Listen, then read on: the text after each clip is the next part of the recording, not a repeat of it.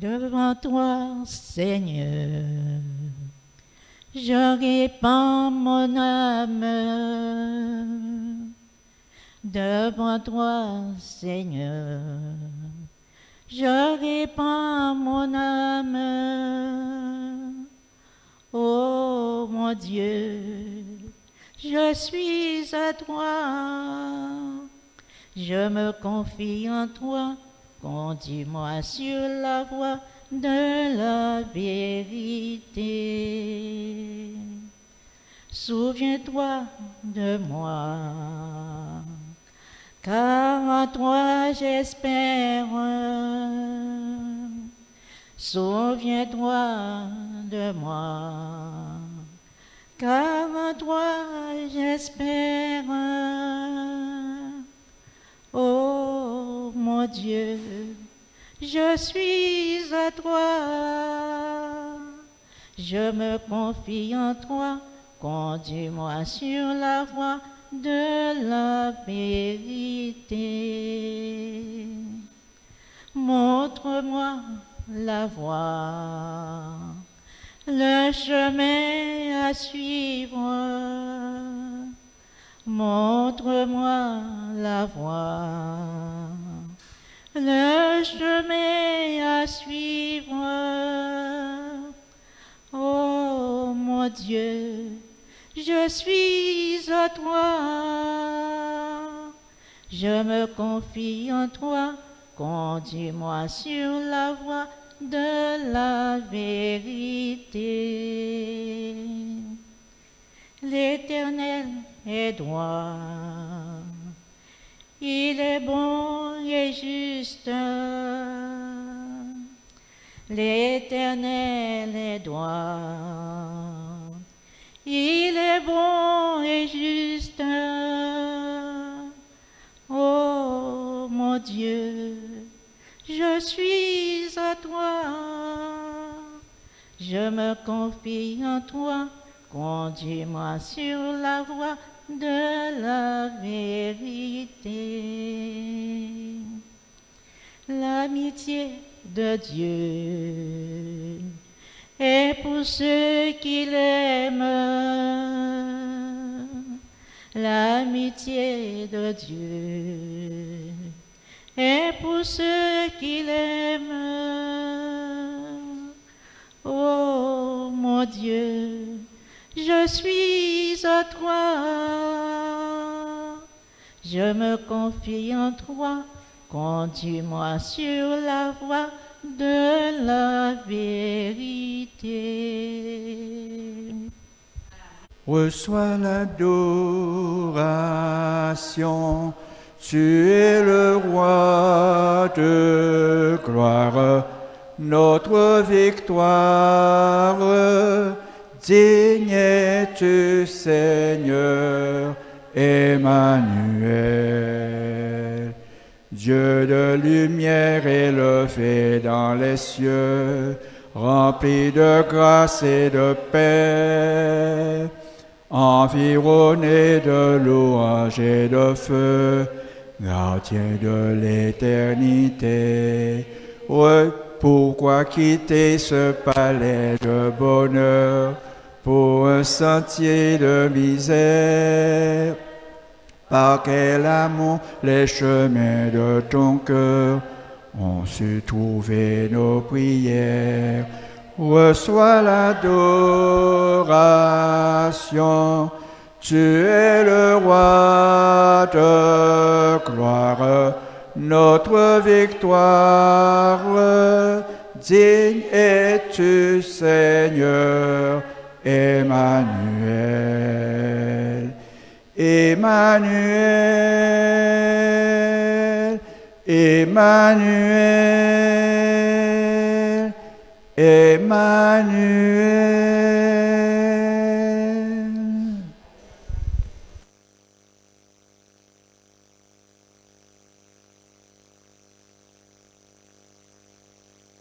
Nous sommes chaque soir réunis autour de la parole de Dieu et c'est toujours une bonne chose pour nous d'être dans la maison de l'Éternel, n'est-ce pas? Et l'Éternel prend un plaisir chaque jour à instruire ses enfants afin qu'ils soient vraiment épanouis.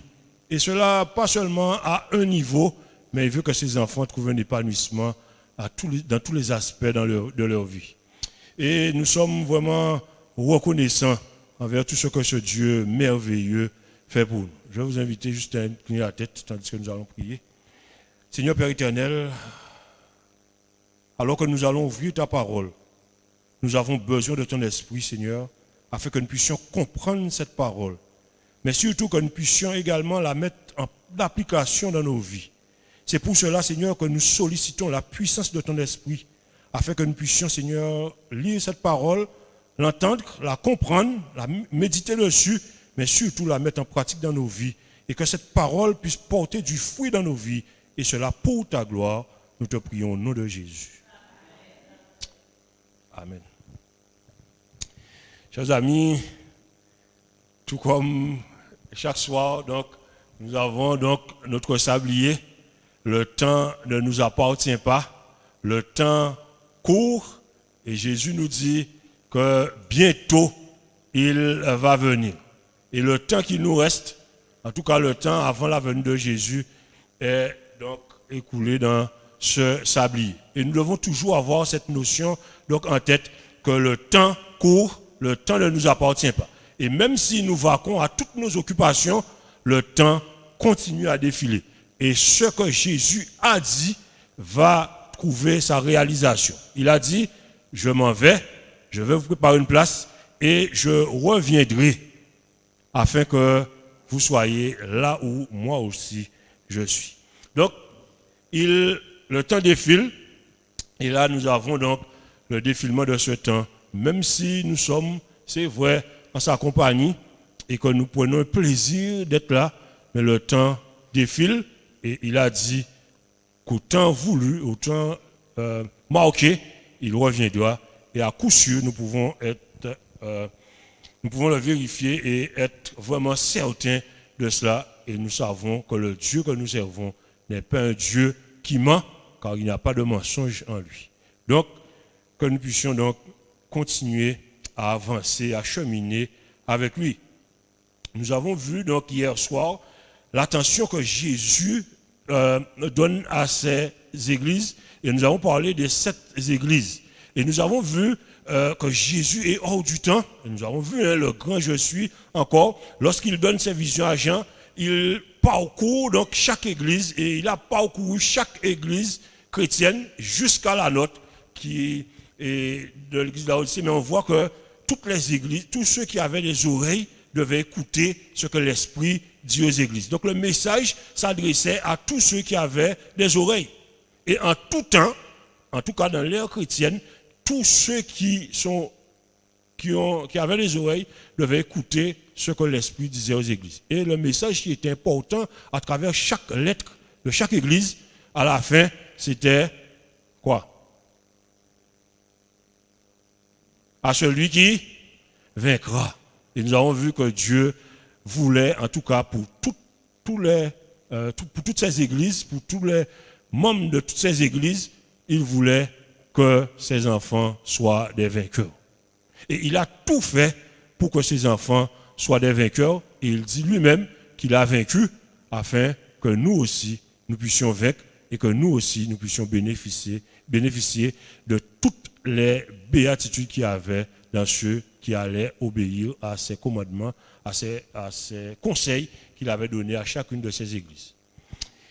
Et ce soir, nous allons continuer encore.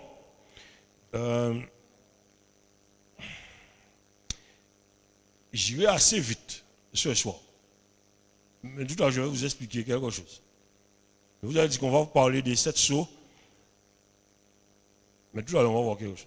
Et nous continuons donc avec ce grand thème, vivre avec assurance en Jésus au cœur de la crise. Et nous continuons donc à développer donc cette assurance en Jésus, continuons à nous cramponner à Jésus vraiment pour que notre foi, mes amis, puisse augmenter. Et le but de Jésus, ce n'était pas de nous effrayer lorsqu'il nous a donné un message, mais c'était pour nous donner justement l'espoir. Et tout au cours du livre de l'Apocalypse, nous voyons que c'est l'espoir que Jésus apporte à ses enfants.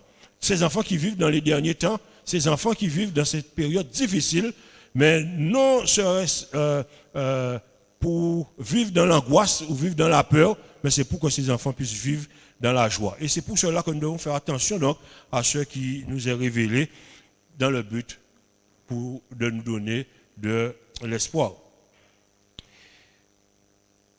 Là, Jean, dans sa vision de l'Apocalypse, va nous faire rentrer dans une première des deux grandes sections de ce qu'on va appeler les 7 sceaux. C'est pour ça que je vous disais tout à l'heure que j'irai peut-être vite, hein? Mais cette section est découpée en 4 parties. Je vous ai donné la lecture de le chapitre. Donc il y avait la lecture du chapitre 4, 5, 6, 7. On va voir au cours du chapitre 4, on va nous parler du trône. Et ce sera une introduction à la partie des 7 sceaux. Il y aura donc, on va parler du trône dans le chapitre 4. Le chapitre 5 va parler du lion et de l'agneau. Le chapitre 6 va parler de l'ouverture des 6 premiers sceaux. Et nous allons parler des 144 000 et de la grande foule. Et il y aura le 7e sceau. Reste là. Je vous ai dit que j'irai vite, mais on ne va pas voir ce soir tous les 7 sceaux. On va voir le chapitre 4, le trône. On va parler un peu du lion et de l'agneau, mais qui est Jésus. On va parler de l'ouverture des 4 premiers sceaux. Il y aura le 5e, le 6e. Et après, on va parler des 144 000, mais pas ce soir. Je vais couper. Demain soir, je vais parler de cette trompette, mais on va faire une excursion pour les 144 000 et la grande foule et le 7e sceau. Vous êtes d'accord? Vous m'avez suivi? Donc on va parler ce soir de l'introduction à tous ces sceaux-là, chapitre 4. On va parler du lion et de l'agneau. On va parler donc des 4 premiers sceaux, 5e et 6e aussi. Mais on ne va pas parler des 144 000 et du scellement et de la grande foule. On va pas parler de ça aujourd'hui et ni le 7e sceau. On va voir ça demain, si Dieu veut. Donc je vous invite à être présent également donc demain soir. Les 7 sceaux et la scène du jugement de Apocalypse chapitre 17, 18, 19, tout ça sont liés. Mais là, on va voir donc les sceaux, là ce soir. Mes amis, lorsque Jean a cette vision, c'est dans chaque sceau, c'est un livre, mais chaque livre, chaque sceau est dans un rouleau. Dans un rouleau. L'ouverture de chaque rouleau va donner le livre. Donc, Jésus va donner cette vision à Jean. Et mes amis, il y a une question qui est importante. Et dès le départ, nous allons voir que nous allons entrer directement dans le ciel. Mais qu'est-ce que Jésus fait depuis son intronisation donc dans le ciel? Qu'attend-il avant d'établir donc son règne? Et mes amis, depuis que Jésus est monté, Jésus officie parce qu'il a dit à ses enfants avant de partir qu'il va bientôt revenir. Mais entre son départ là-haut et sa venue, il y a des choses qui sont mises en place et c'est ce qu'il va donner également donc, comme vision à Jean pour que Jean puisse donc écrire, que Jean puisse donner et que ses enfants, vous et moi, que nous puissions donc les lire, les comprendre, avoir l'assurance en lui et être réjouis à servir un tel Dieu. Donc, ces messages sont des messages donc d'espoir. Qu'est-ce que nous allons voir ce soir? Nous allons entrer donc dans cette introduction, comme je vous disais, Apocalypse chapitre 4, à partir du verset 1er. Après cela, je regardais et voici, une porte était ouverte dans le ciel. La première voix que j'avais entendue, comme le son d'une trompette, et qui me parlait, dit, monte ici et je te ferai voir ce qui doit arriver dans la suite. Jean entend une chose extraordinaire. Jean entend donc, et il voit également qu'est-ce qu'il voit? Il voit une porte ouverte. Mes amis, la demeure de Dieu n'est pas barricadée. La demeure de Dieu n'a pas de grande barrière dedans. Parce que lorsque Jean regarde ce qu'on lui donne, Jean voit donc une porte ouverte dans le ciel. Et cette porte ouverte donne accès également donc au ciel. Cette porte donc est prête à accueillir. Et nous avons, vous et moi, la possibilité d'entrer. Et mes amis, par la foi, Dieu nous donne un accès également à son trône de grâce. Lorsque nous prions, le Saint-Esprit reçoit nos prières et le Saint-Esprit va et porter donc également ses requêtes à Jésus. Et on pense que Jésus fait ses affaires et il ne se soucie pas de nous. Mais mes amis, laissez-moi vous dire, Jésus a une attention particulière envers chacun de ses enfants. Et il nous dit que par la foi, nous avons également un accès auprès de lui. Nous avons un accès auprès du trône de Dieu par la foi, parce que Jésus assis à côté donc, de son Père dans son trône. Donc nous avons un accès auprès de Dieu par la foi. Et rappelez-vous, lorsque Jésus dit, j'ai mis devant toi une porte que personne ne peut fermer. Et cette porte, donc, ce que Jean voit donc cette porte qui est ouverte dans le ciel. Et Jean entend également le son d'une trompette qui parle, et cette voix lui dit, monte ici et je te ferai voir ce qui doit arriver dans la suite. Donc Jésus va encore prendre un soin particulier à montrer des choses à Jean pour que Jean puisse nous les distiller, mais surtout pour que nous puissions donc avoir foi, que nous puissions avoir assurance en Jésus. Apocalypse 4, versets 2 à 7. Aussitôt, Jean nous dit, je fus ravi en esprit. Et voici, il y avait un trône dans le ciel, et sur ce trône, quelqu'un était assis. Celui qui était assis avait l'aspect d'une pierre de jaspe et de sardoine. Et le trône était environné d'un arc-en-ciel semblable à de l'émeraude. Autour du trône, je vis 24 trônes, et sur ces trônes, 24 vieillards assis, revêtus de vêtements blancs, et sur leur tête des couronnes d'or. Du trône sortent des éclairs, des voix et des tonnerres. Devant le trône brûlent 7 lampes ardentes qui sont les 7 esprits de Dieu. Et il y a encore devant le trône comme une mer de verre semblable à du cristal. Au milieu du trône et autour du trône, il y a 4 êtres vivants remplis de Dieu devant et derrière. Oh mes amis, quel spectacle son et lumière. Jean voit, mais il entend également des choses. Et vous imaginez la scène. Jean fut ravi en esprit, il nous dit. Devant ce spectacle, son et lumière. Mais le trône que Jean voit est au-dessus de tout. Tout le reste est autour du trône, devant le trône, au milieu du trône, ou sort du trône. Donc ce trône est vraiment le point central de la vision. Et là, vous voyez, il y a des gens devant, derrière, autour, au milieu, mais on voit que c'est le trône qui est le point central de la vision. Il voit quelqu'un qui est assis sur le trône. Mais il ne peut pas décrire ce personnage. Mais il dit qu'il y a l'aspect de jaspe et de sardoine. Nous ne comprenons, mes amis, que ce que Dieu nous a révélé. Mais nous comprenons que c'est Dieu qui est sur ce trône. Et là, c'est vrai, c'est véritablement Dieu. Cher ami, Dieu nous a créés à son image. Il restera toujours un être différent de nous, car il est Dieu et il restera Dieu. Et Jean ne voit pas vraiment, mais il dit que c'est l'aspect qu'on lui donne donc à voir. Et si nous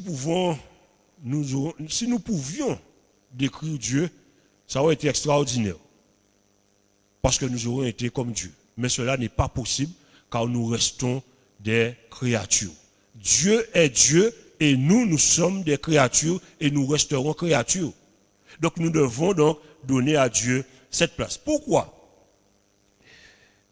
Dieu est Dieu et nous sommes ses créatures, comme je vous disais. Mais pour Jean, en tout cas, c'est éblouissant et il voit donc un arc-en-ciel avec l'aspect d'un arc-en-ciel, émeraude, et c'est ce qu'il voit.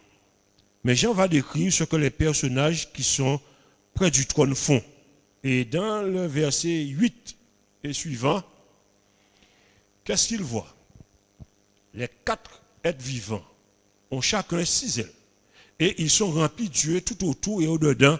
Ils ne cessent de dire jour et nuit, Saint, Saint, Saint est le Seigneur Dieu, le Tout-Puissant, qui était, qui est et qui vient. Amen.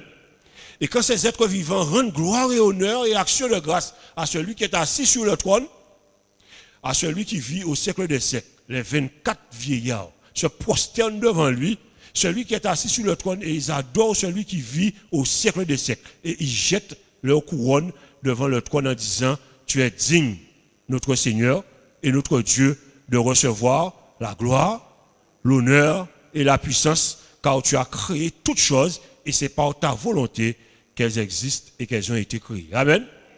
Nous voyons, mes amis, ceux qui sont autour du trône, donc qu'est-ce qu'ils font, qu'est-ce qu'ils disent? La seule chose qu'ils puissent faire, c'est quoi? C'est d'adorer le Dieu qu'ils reconnaissent comme étant le véritable. Le seul, l'unique.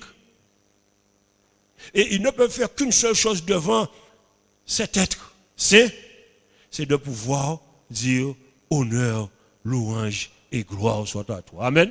Oh mes amis, quand je vous disais tout à l'heure, la dernière fois, que lorsque Dieu va répondre à nos prières, nous ne demandons pas à Dieu des choses juste pour notre plaisir ou pour, comme des enfants gâtés, on a besoin de ça, on a besoin de ça. Mais quand Dieu répond à nos prières, c'est pour faire éclater sa gloire, mes amis. Et c'est pour cela que lorsqu'il a répondu à nos prières, et demain, peut-être ceux qui vous ont témoigné par rapport à ce que Jésus a déjà fait pour eux, par rapport aux prières qu'ils ont déjà laissées, parce que Jésus peut-être a déjà répondu. Eh bien, notre mission sera également de rendre gloire à ce Dieu tout-puissant que nous servons. Amen. Donc, nous devons donc témoigner de cela et témoigner de ce que Jésus a déjà fait pour nous. C'est quelque part lui dire également, Seigneur, honneur, louange et gloire te soient rendus. Et je te contemple dans tout ce que tu réalises dans ma vie. Et c'est pour cela que selon la volonté de Dieu, il fait que ces prières soient exaucées pour faire une seule chose, éclater sa gloire, pour que vous et moi, nous puissions témoigner que le Dieu que nous servons est le Dieu justement qui mérite toute notre adoration.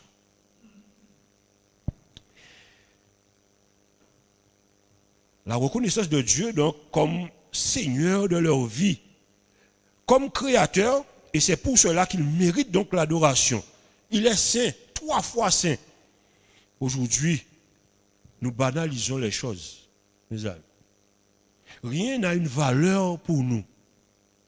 Et parfois, nous mettons Dieu à un rôle de simple homme. Mais mes amis, dans notre conscience, dans notre tête, nous devons nous dire que ce Dieu mérite toute notre adoration, mais ce Dieu mérite la place du Dieu. Il est sur le trône et il est le créateur de tout ce qui existe. Et comme il est le créateur de tout ce qui existe, donc il nous appartient non parce que nous sommes ses créatures, mais il est également notre rédempteur. Et par rapport à cela, nous devons donc louer, adorer ce Dieu et ne rien mettre à la place de Dieu dans nos vies. Et vous comprenez que pour que son enfant puisse vivre avec assurance, il doit comprendre que Dieu doit être le maître suprême de sa vie. Et ces êtres qui sont autour du trône ne font qu'une seule chose, ils reconnaissent que Dieu est au-dessus de tout ce qui existe. Et ils ne font qu'une seule chose, c'est de pouvoir louer, adorer ce Dieu merveilleux. Dieu nous appelle à entrer dans cette démarche. Et aujourd'hui, parfois, on veut donner son cœur à Dieu, mais il y a tellement d'éléments qui font en sorte que nous gardons certaines choses et nous mettons certaines choses à une place où Dieu, parfois, ne trouve pas sa place dans nos vies. Et rappelez-vous le message qu'il a donné à l'église de Laodicée, en tout cas à ceux qui ont des oreilles, pour entendre ce que l'Esprit disait aux églises. Il a dit, donc, qu'est-ce que je veux? Je veux, donc, voici, il n'a pas dit je viens bientôt. Il dit à l'église de Laodicée, voici, je suis là, et je frappe. Et si quelqu'un entend et ouvre, qu'est-ce que moi je fais? J'entrerai, je souperai avec lui, et lui avec moi. Pourquoi? Parce que son but, c'est de pouvoir régner dans nos cœurs. Donc, le but de Dieu, le dessein de Dieu, c'est de nous dire qu'il est tellement proche, mais qu'il est à la porte, mais qu'il veut également entrer. Et ça va demander donc une adhésion de notre part, parce que si nous ouvrons, lui, il entre et il soupe avec nous, et lui, nous avec lui et lui avec nous. Mes amis, c'est maintenant qu'il nous faut choisir d'adorer avant qu'il ne soit trop tard. Parce qu'il y a un temps où nous ne pourrons plus le faire. C'est maintenant le temps où ces enfants doivent comprendre que Jésus, Dieu, mérite toute notre adoration. C'est maintenant. Et si jamais, peut-être qu'il y a certaines choses dans nos vies qui ne sont pas encore, qui sont encore là et qui nous empêchent d'avoir Dieu comme maître suprême de nos vies, oh mon ami, tu n'es pas perdu, parce que le livre de l'Apocalypse te dit, repens-toi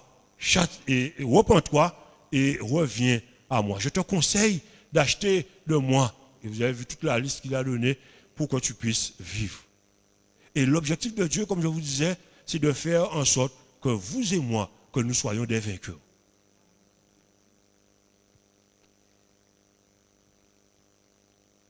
Mais maintenant, qu'attendons-nous? Le Dieu du ciel est un Dieu qui parle également. Et alors que Jean a cette Jean-là, et il voit ces choses, il voit ces créatures autour du trône, c'est l'agneau qui donne gloire et honneur à Dieu, il entend également ce Dieu qui parle. Et là, il y aura donc l'ouverture donc des sceaux. Vas-y, Jean-Pierre. Les sceaux. Et comme je vous disais, donc, il y aura donc l'ouverture des 4 premiers sceaux. Il y aura l'ouverture du 5e et du 6e. Après, on va parler du scellement des 144 000 et la grande foule. Et après, il y aura le 7e sceau. Mes amis, quand Jésus montre cette vision à Jean, je vous ai dit, Jésus est hors du temps. Il nous a donné, nous, des signes pour que nous puissions donc comprendre les choses, pour que nous puissions marquer les choses. Pour que nous puissions marquer les choses. Mais Jésus est hors du temps.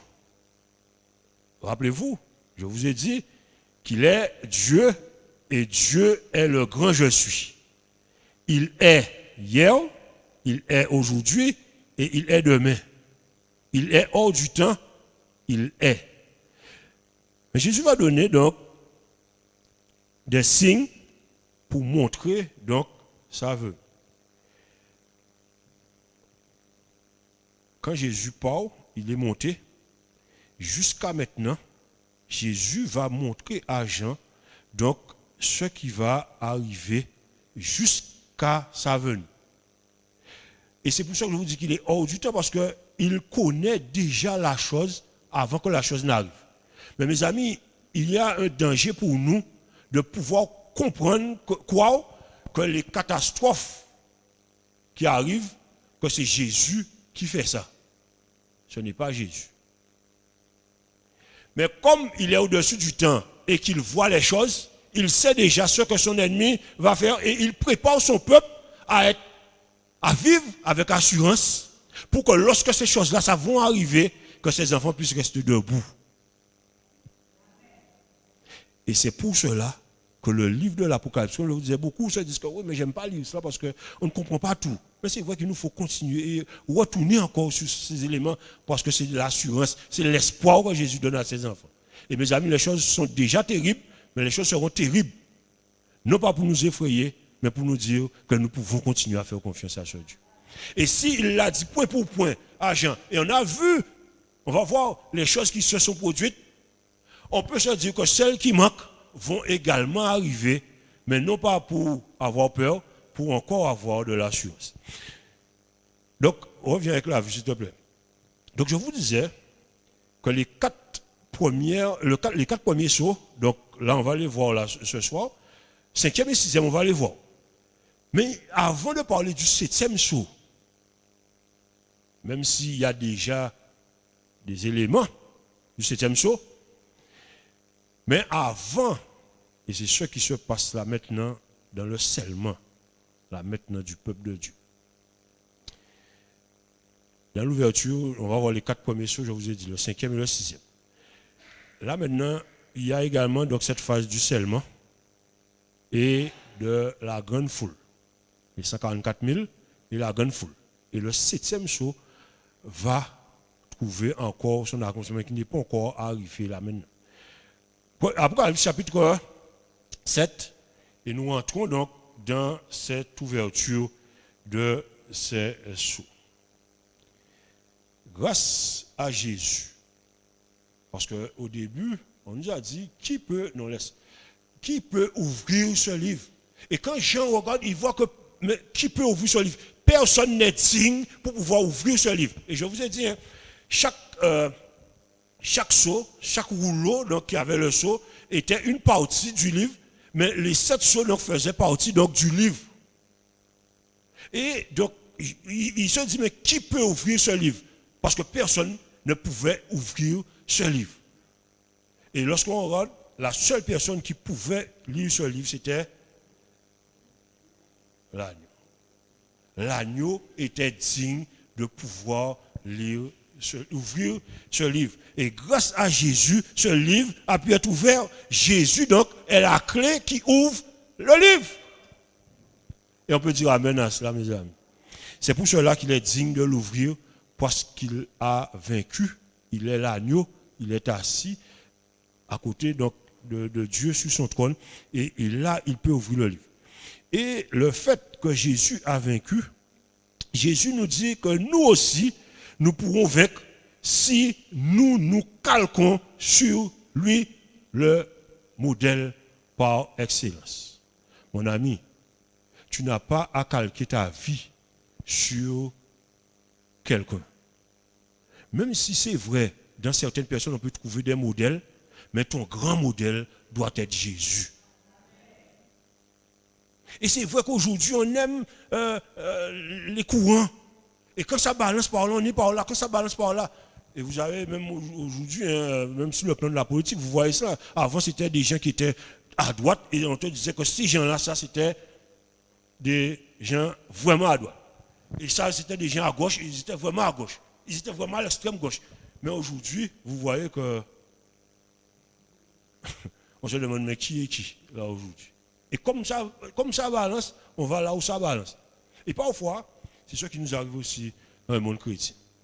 Et on se demande parfois, mais est-ce que vraiment nous comprenons ce que Christ est? Et il est, justement, mes amis, digne de recevoir l'adoration, car lui, il nous dit qu'il est le modèle. Et lorsqu'il nous dit qu'il a vaincu, il fait en sorte que nous aussi, nous soyons des vainqueurs, parce que lorsque nous allons voir les choses, nous allons voir quelque chose. En fait, Jésus nous dit, tout au cours, alors qu'il est parti, hein, et on peut se dire que, oui, mais il est parti et il ne s'occupe pas de nous. Jésus s'occupe, a une attention particulière envers chacun de ses membres, chacun de ses fidèles. Pourquoi? Parce qu'il veut faire en sorte que nous soyons donc des vainqueurs. Et je reviens sur ça à chaque fois parce qu'il nous faut vraiment marteler cela pour que nous puissions comprendre que Jésus a déjà vaincu, mes amis. Et Jésus, comme il a déjà vaincu, il veut également que nous puissions vaincre par lui. Et c'est pour cela que par le Saint-Esprit, nous nous approprions de la victoire de Jésus pour nous dire que nous aussi, nous pouvons vaincre et il nous donne tous les éléments pour que nous puissions donc être des vainqueurs. Et aujourd'hui, il veut vraiment que nous puissions, que ces enfants puissent comprendre qu'il est ce modèle. Les 4 cavaliers de l'Apocalypse. Et là, nous allons voir donc ce rouleau qui est ouvert, saut après saut, qui va donner donc le livre que personne ne pouvait ouvrir, que lui, il a ouvert. Le premier saut, Apocalypse 6, versets 1 et 2, s'ouvre sur un cavalier armé d'un arc. Il est monté sur un cheval blanc et il part en vainqueur. C'est cette image que Jésus donne donc à Jean. Et lorsqu'on parle de cheval blanc, on voit que c'est vraiment quoi? Le cheval blanc. La pureté, c'est Jésus. On voit vraiment que c'est Dieu. Et ce chevalier, donc, il est armé d'un arc et il part en vainqueur. Mes amis, le croyant victorieux, c'est ce que Jésus veut nous dire là, que tous les croyants, vous savez, depuis qu'il est parti, hein, il y a des croyants qui ont également mis toute leur foi en Jésus. Et ils ont traversé des péripéties, mais ils ont mis leur foi en Jésus. Et si on parle par exemple de, je vais parler de lui, mais tout à l'heure, Étienne, mais vous voyez, c'est des gens qui ont mis toute leur foi, toute leur confiance en Jésus et qui sont allés très loin avec Jésus. Et Jésus dit donc, c'est tous ces hommes-là, dans le premier saut, que ce sont ces croyants à travers tous les siècles qui ont donc vaincu. C'est ceux qui ont lutté, qui ont fait en sorte que Jésus soit leur modèle, que Dieu soit leur modèle et qui ont vaincu. Et ceux-là, donc, c'est ce saut donc, est venu, donc, c'était le premier saut venu sur. Vas-y, deuxième saut. Il sortit donc un cheval, et celui-là, il est où? Son cavalier reçut comme pouvoir d'enlever la paix de la terre. Et donc, à un certain moment, mes amis, et même aujourd'hui, je vous ai dit, ce n'est pas seulement pour une certaine catégorie de personnes, mais jusqu'à maintenant, on retrouve ces choses-là, ça aussi. Hein. Mais ce cheval roux du second saut, son cavalier va recevoir donc un pouvoir et il va enlever la paix de la terre. Et là, vous allez voir, il y a des agressions des croyants. Et les gens seront, donc ce chevalier donc, va venir et va enlever la paix. Donc il va venir vraiment pour combattre les enfants de Dieu qui veulent donc être fidèles, obéissants à Dieu. Et son rôle donc sera de les combattre et d'enlever donc leur paix. Et vous savez, lorsque vous avez par exemple nous avons peut-être eu des rejets parfois au niveau de notre famille, au niveau de nos amis. Lorsque nous avons décidé de servir Jésus, nous avons eu des personnes qui étaient parfois farouchement opposées à ce que nous puissions donc prendre cette décision. Et cet ange, ce cavalier, donc, va faire en sorte que la paix puisse sortir de nos cœurs. Cette sérénité que nous pouvons trouver en Jésus va faire en sorte que cela puisse sortir. Et il y aura toutes sortes de conflits à tous les niveaux pour que, et ce saut-là, c'est déjà là, hein, parce que pourquoi il y a eu dans des périodes et jusqu'à maintenant des conflits également pour que les enfants de Dieu ne puissent pas donc s'attacher à Dieu. Le troisième, il s'ouvre donc sur un cheval noir. Donc on est parti avec le cheval blanc, après on est parti avec le cheval roux, et là on est sur un cheval noir. Son cavalier tenait une balance dans sa main. Une mesure de blé pour un denier, 3 mesures d'orge pour un denier. Ne point faire de mal à l'huile et au vin. Et là, c'est la crise économique des croyants. Et mes amis, parfois, et peut-être certains ont eu à endurer des crises sur le plan économique. Et parfois, lorsqu'on a choisi de se donner à Jésus, il y a parfois des moments où certains ont perdu leur travail. Parce que parfois, ma profession ne me permettait pas de pouvoir servir Dieu. Donc, j'étais obligé de faire un choix entre soit ma profession ou soit Dieu. Et ce cavalier, sur ce cheval, va, avec ce troisième saut, donc, va faire en sorte que nous puissions donc rester donc, dans nos affaires pour ne pas donc, nous tourner vers Dieu. Et je prends cet exemple également parce que parfois, là c'est sur le plan économique, mais parfois sur le plan également matériel. Vous savez, lorsque vous êtes jeune et que vous allez à l'école et que vous devez choisir entre aller à l'école le samedi ou adorer votre Dieu et refuser d'aller, vous avez également un combat. Et ce cavalier fait en sorte que nous puissions donc mettre dans la balance le fait de pouvoir donc continuer à suivre sa voie et à ne pas aller dans la voie de Dieu. Et lui, il prend un plaisir donc à pouvoir nous donner des éléments pour que nous puissions rester là et ne pas obéir fidèlement à Dieu. Et dans les siècles qui passaient, là, ce cheval va faire en sorte, ce sceau va, avec ce cavalier dessus, va faire en sorte que nous puissions rester donc attachés donc, à nos affaires pour ne pas servir notre Dieu. Mais Jésus veut que nous soyons des vainqueurs. Dans le 4e sceau, ce cheval d'une couleur pâle. Et là, c'est vraiment la couleur de la maladie, cette couleur presque comme le pu, par exemple. Hein? Ce cavalier qui le montait se nommait la mort. Le séjour de mort l'accompagnait. Et leur pouvoir leur fut donné de faire périr les hommes. Et vous savez, là aujourd'hui, ça a déjà commencé, il y a déjà des catastrophes. Mais vous savez, il y a beaucoup de fois où par exemple, hein, cette épidémie que nous avons eue, ça a frappé, même les enfants de Dieu ont été frappés également dans ces épidémies. Le 4e sceau, avec ce cavalier, donne la mort. Et c'est pour cela que nous disons que nous devons faire attention pour ne pas jouer, pour ne pas se dire que oui, nous avons le temps, parce que personne ne sait quand Jésus va revenir, mais personne ne sait non plus quand la mort va frapper à notre porte.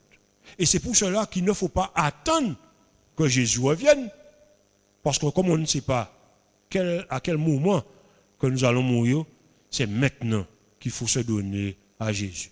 Et ce cavalier va prendre sera charné, et vous savez, aujourd'hui, vous entendez certaines choses, des accidents qui se produisent, des maladies, et il y a des choses qui se produisent pour que, justement, qu'on n'ait pas le temps de donner son cœur à Jésus. Et c'est pour cela que c'est primordial pour les enfants de Dieu de donner leur cœur à Jésus, là maintenant. Et vous comprenez une chose, je ne parle pas seulement du baptême, parce que parfois on peut dire, oui, mais je suis baptisé. C'est bien, et j'encourage tous ceux qui sont déjà baptisés à continuer à rester baptisés. Mais j'encourage également ceux qui ne le sont pas à pouvoir décider de pouvoir vraiment faire alliance avec Jésus. N'attendez pas qu'il soit trop tard. Faites alliance avec ce Dieu. Parce que ce cavalier, il opère aujourd'hui sur la terre et lui, c'est il se nomme la mort. Et le séjour des morts l'accompagne. Et il frappe, il frappe, il frappe. Et le pouvoir leur fut donné de faire périr des hommes. Et c'est pour cela que nous devons vivre avec ce sentiment de la présence de Jésus, que nous devons nous attacher à Jésus pour que si jamais ce cavalier nous frappe, mais que nous puissions mourir en Jésus pour se réveiller au matin de la résurrection avec Jésus. Et l'objectif de Dieu, donc, c'est pour nous dire, à tout instant, nous devons donc être prêts. Et si c'est pour mourir, que nous pouvons également nous dire, si je dois mourir pour Christ, que je meurs. Et quand je parlais tout à l'heure d'Étienne, mes amis, il y a des fois, ce sera parfois au péril de nos vies. Mais Dieu nous dit, si tu meurs maintenant, en mon nom, tu es sûr d'une chose, c'est que tu ressusciteras aussi avec moi. Donc la mission de l'enfant de Dieu, c'est de pouvoir, là aujourd'hui, comprendre que ce n'est pas seulement une affaire de baptême, mais c'est une affaire d'affermissement quotidien avec Jésus. Et on va parler maintenant de ce qui est la transformation de notre caractère, qui est faire en sorte que dans nos caractères, que l'empreinte de Jésus soit visible. Que le caractère de Jésus puisse habiter en nous et pour que nous ayons donc les mêmes sentiments qu'avait Jésus. Et aujourd'hui, l'enfant de Dieu doit marcher comme ça. Parce que ces sauts peuvent à tout moment donc nous atteindre.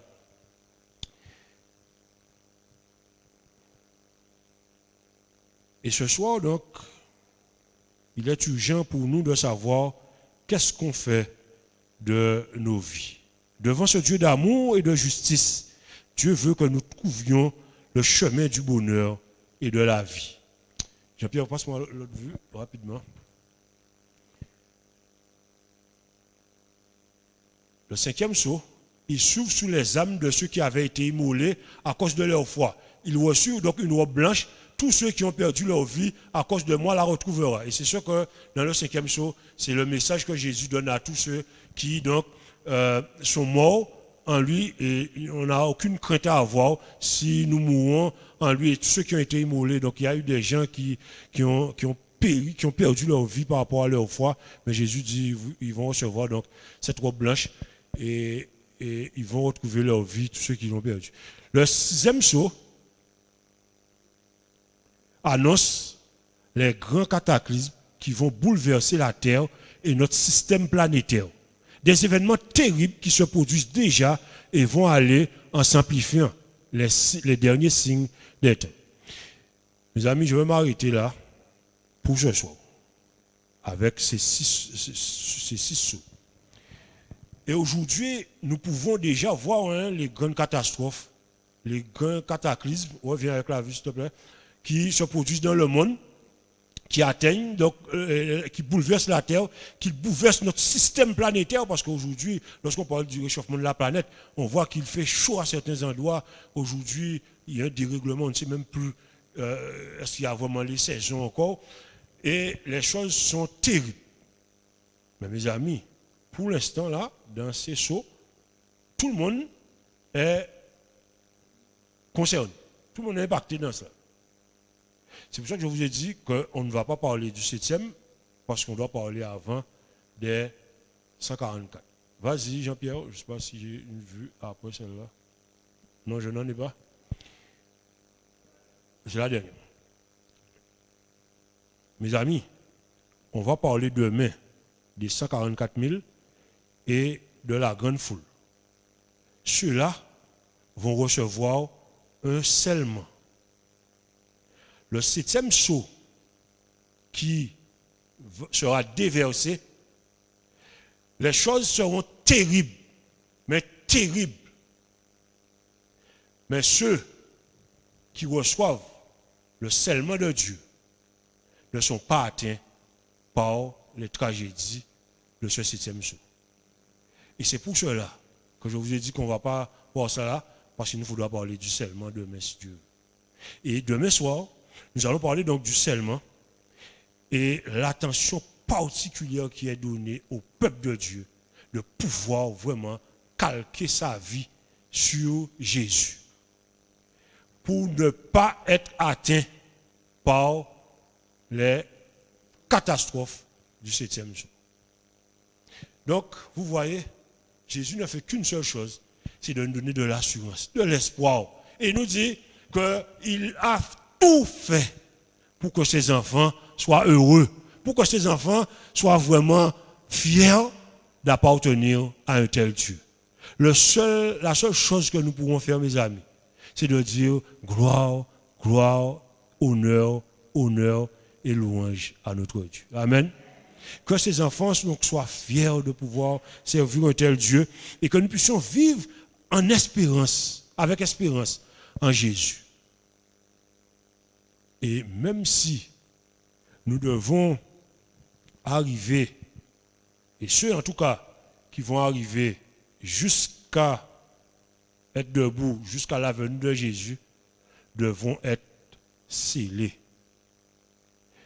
Ceux qui ne sont pas scellés ne peuvent pas entrer dans le royaume de Jésus. Donc l'attention particulière est mise sur nous pour que nous soyons scellés. Et ce seulement, ce n'est pas un homme qui va la poser, mais c'est Jésus lui-même qui la pose sur le front de ses enfants. Et lorsque il la pose seulement sur le front de ses enfants, les catastrophes du 7e jour vont arriver, mais ces enfants, ceux qui sont scellés, ne sont pas atteints par ces catastrophes. Que Dieu nous aide, que nous puissions asseoir notre foi dans ce Dieu merveilleux et que nous puissions continuer à avancer, aller de l'avant avec lui par la foi. Qu'il est digne de recevoir toute notre adoration, que nous puissions apprendre à contempler notre Dieu, à louer notre Dieu et à faire en sorte que lorsque nous parlons à quelqu'un, que nous puissions lui dire que moi, je sers le Dieu Tout-Puissant, le Dieu de l'impossible, le Dieu de l'infini, le Dieu qui est sur son trône et le Dieu qui me donne un accès aujourd'hui auprès de Dieu, auprès de son trône. Amen. Que le Seigneur soit béni dans nos cœurs.